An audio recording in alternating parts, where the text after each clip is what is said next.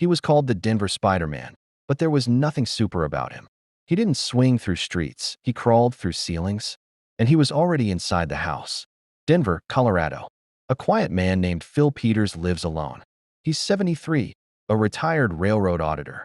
His wife is recovering in the hospital, and he's been spending his days visiting her, living in silence in their modest little home. But one cold evening, a neighbor notices something strange. Phil didn't come by.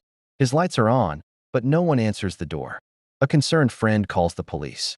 They break in and find Phil Peters, bludgeoned to death in his kitchen, brutally, violently, for no apparent reason. There's no sign of forced entry. Nothing is stolen. Doors are locked. The house is sealed tight. The killer vanished. Months go by. The house sits empty. Phil's wife, now widowed, returns to grieve in silence. But then she starts to hear noises. Small things. Footsteps when no one's there. Missing food. Objects slightly moved. She tells neighbors. They think it's grief, maybe dementia. But the noises continue. One night, she swears she sees a shadow move across the hallway. She calls the police again. They find nothing. But one detective, skeptical and curious, decides to stay a little longer. He's standing in the hallway when he sees it. A trapdoor in the ceiling, to the attic, slowly closing. They burst up into the attic and find something that should not exist. Inside the cramped, dusty attic is a nest. A makeshift bed, food wrappers, dirty clothes, a lamp, and crouched in the corner is a man. Alive. His name is Theodore Edward Coneys.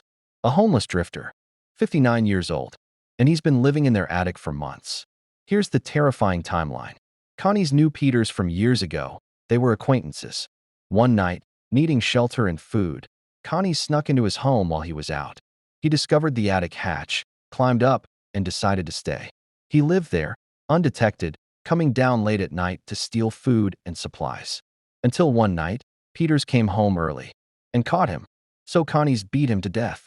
Then he climbed back into the attic and stayed there, even while police investigated below. Even while Phil's widow moved back in. He only left at night. For food. For air. Then back into the darkness, above the ceiling. Epilogue. The stuff of nightmares. Coneys was arrested and confessed.